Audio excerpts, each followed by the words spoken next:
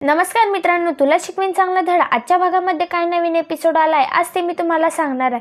तर मित्रांनो, अखेर अक्षराने आणलं अधिपती समोर भुमेश्वरीचं सत्य आणि अक्षराने दिली गुड न्यूज। तर मित्रांनो, मदन अक्षराला घेऊन फॅक्टरीमध्ये येतो आणि तितक्यातच अक्षराला अधिपती दिसतो। आपल्याला माहीतच आहे ओमकार अधिपती आणि अक्षराला एकत्र येण्यासाठी किती प्रयत्न करतो।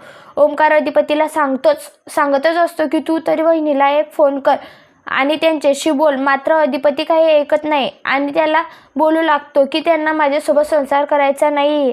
तेवढ्यातच अक्षरा गाडीतून उतरते। तेव्हा ओमकार म्हणतो त्यांना तुझ्यासोबत संसार करायचा आहे म्हणूनच ते आला। तेव्हा अधिपती बोलतो कुठे आहे? अधिपती मागे वळून बघतो तर अक्षरा त्याच्या जवळ येते। एकमेकांना पाहून दोघांच्या डोळ्यात पाणी येतं, पण तितक्यातच मदन गाडीतून उतरतो। मात्र त्याला पाहताच अधिपती खूप चक्क होतो। तेव्हा अक्षरा सांगू लागते हा माझा मित्र आहे, पण अधिपती काही न ऐकता अक्षराला बोलतो मास्तरीनबाई, मला सर्व माहिती आहे, इराताईने आम्हाला सर्व सांगितलं आहे। आता मात्र अधिपती इराने सांगितलेलं सर्व सांगतो आणि इकडे दुसरीकडे दुर्गीने अक्षराचे मदन सोबत काढलेले फोटो आणि व्हिडिओ काढलेले असतात ते ती भुमेश्वरीला सांगते। आणि इकडे दुसरीकडे दुर्गीने अक्षराचे मदन सोबत फोटो काढलेले आणि व्हिडिओ काढलेले असतात ते ती भुमेश्वरीला सांगते आणि दाखवते।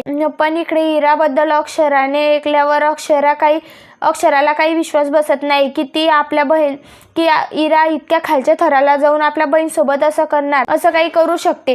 तेव्हा मात्र ओमकार बोलतो तुमच्यामध्ये हेच गैरसमज होते आणि अक्षराही भुमेश्वरीबद्दल अधिपतीला सांगू लागते की भुमेश्वरीने अक्षराला घराबाहेर काढला आहे। आता मात्र त्यांच्यातला गैरसमज दूर होतो। तेव्हा अधिपती म्हणतो मास्तरीनबाई, मी तुमच्याशिवाय नाही राहू शकत, मला आता याच्या पुढे सोडून जायचं नाही। तेव्हा अक्षरा म्हणते मी आता तुम्हाला सोडून कुठेही जाणार नाही आणि मला तुम्हाला एक सांगायचं आहे। तेव्हा अधिपती म्हणतो काय सांगायचंय तुम्हाला? तेव्हा अक्षरा बोलते मी प्रेग्नेंट आहे, तुम्ही बाबा होणार आहात। मात्र अधिपती हे ऐकताच खूप खुश होतो आणि अक्षराला मिठी मारतो।